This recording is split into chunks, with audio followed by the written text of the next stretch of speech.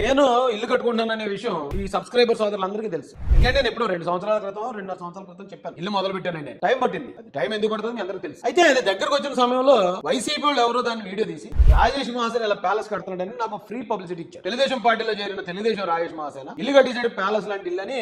నాకు తెలిసి ఆంధ్రప్రదేశ్ లో నా ఇల్లు చూడడు ఎవరు లేడు. అంత ప్రమోషన్ చేసుకోవాలంటే ఓ 10 కోట్లు పెట్టి ఫంక్షన్ చేసినా కూడా అంత పెద్ద ప్రమోషన్ నాకు రాదు. ఫ్రీ పబ్లిసిటీ బాగానే ఇచ్చారు. అప్పుడు నేను చెప్పాను నా సోర్స్, నా ఇన్కమ్ సోర్స్ ఆఫ్ ఇన్కమ్ కూడా నేను పబ్లిక్ లో చూపించాను. అంటే ఇదిగో నాకు ఇంత ఇన్కమ్ వచ్చింది, దీంతో నేను ఇలా చేశాను, పలానా చోట ఇలా నేను లోన్ తెచ్చుకున్నాను అన్ని చెప్పాను. ఆ రోజున వైసీపీ వాళ్ళు చాలా మంది నన్ను ట్రోల్ చేశారు కదా. నేను మిమ్మల్ని అడుగుతున్నాను. 2 రోజుల క్రితం కేఎన్ఆర్ అని తెలుసు కదండి, కే నాగేశ్వర రెడ్డి. నేను జగన్మోహన్ రెడ్డి గారు నన్ను వాళ్ళ ఇంటికి ఆహ్వానించి లోటస్ పాండ్ లో నేను అడగకుండానే నాకు కండు వేసేసినప్పుడు ఆయన నాకు చెప్పిన డైలాగ్ ఒకటే, కేఎన్ఆర్ రాజేష్ మహాసేన మనోడు, రాజేష్ ఏ అవసరం ఉన్నా డైరెక్ట్ నాతోటే ఉంటాడు, ఇంకా అక్కడ ఎవరు నాయకులతో ఉండడు. కాబట్టి రాజేష్ నువ్వు కేఎన్ఆర్ నెంబర్ తీసుకుని నీ నెంబర్ కేఎన్ఆర్ కి అన్నాడు. అంటే కేఎన్ఆర్ అంటే జగన్ గారు నా నెంబర్ తీసుకుని జగన్ గారి నెంబర్ నాకు ఇచ్చినట్టే. కేఎన్ఆర్ అంటే ఆ కేఎన్ఆర్ ఎవరండి? సాక్షి పేపర్ లో విలేకరుగా ఆయన జాయిన్ అయ్యాడట. 5 సంవత్సరాల క్రితం 10-15 వేల జీతం. అంతకుముందు ఆయన కడపలోనే ఎక్కడో మరి ఆయన సొంత గ్రామంలో చిన్న హోటల్ నడిపించుకునే వ్యక్తి. తప్పేం కాదు, ఎందుకంటే ఎవరిలో ఎంత సమర్థత ఉందో ఆడికే తెలుస్తుంది. అయితే గడిచిన 5 సంవత్సరాల్లో 200 నుంచి 300 కోట్ల రూపాయలు అసలు సంపాదించేటట్టు షాక్ అనిపించింది నాకు. 200 నుంచి 300 కోట్ల రూపాయలు సంపాదించేటట్టు దానికి ఉన్న అన్ని ఆధారాలు బయట పెట్టారు. ఆయనకి పలానా చోట 8 ఎకరాల ల్యాండ్ ఉంది, పలానా చోట ఫ్లాట్లు ఉన్నాయి, హుండై షోరూమ్ లో వాటాలు ఉన్నాయి, అవన్నీ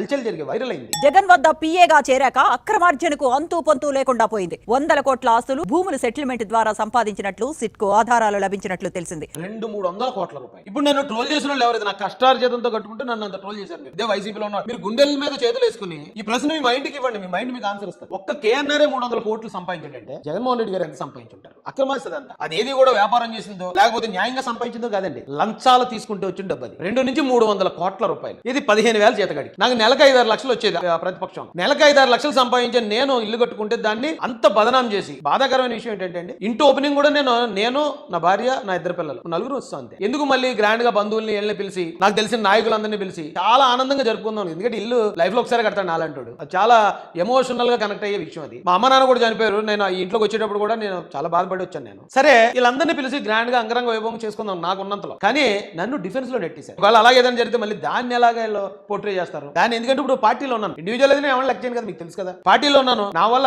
ఎప్పుడో 8 సంవత్సరాల క్రితం నేను మాట్లాడిన మాటల వల్ల పార్టీకి ఇమేజ్ ఏదైనా డ్యామేజ్ అవుద్దేమో అని నా కష్టార్జితం వల్ల వచ్చిన ఎమ్మెల్యే సీట్ ను తెలిసాను. పార్టీ బదనం అవ్వకూడదు. అలాంటిది ఇప్పుడు నేను కట్టిన నిలుతుడు రాజేష్ ఇలా ఏదో దోచేసుకుంటున్నాడేమో, అలా ఏమైనా చేస్తారేమో. ఎక్కడ ఏ ఆధారాలు ఉండవండి. ఎక్కడ ఎవడో ఒక్క పైసా నేను అక్రమంగా సంపాదించాలని నిరూపించలేరు. అయినా కూడా ఎప్పుడు కూడా గౌరవంగా బతికేవాడే ఇలాంటివి చేయడానికి అవమానంగా భావిస్తాడండి. ఇలాంటి విషయాలు ఫేస్ చేయడానికి గౌరవంగా బ్రతికేవాడు ఖచ్చితంగా సిగ్గుపడతాడు. ఏడో బాబు మనకు లేనిపోయిన కూడా. కానీ కేఎన్ఆర్ ఏమైనా సిగ్గుపడినట్టు మీకు అనిపించిందా జగన్మోహన్ రెడ్డి గారు?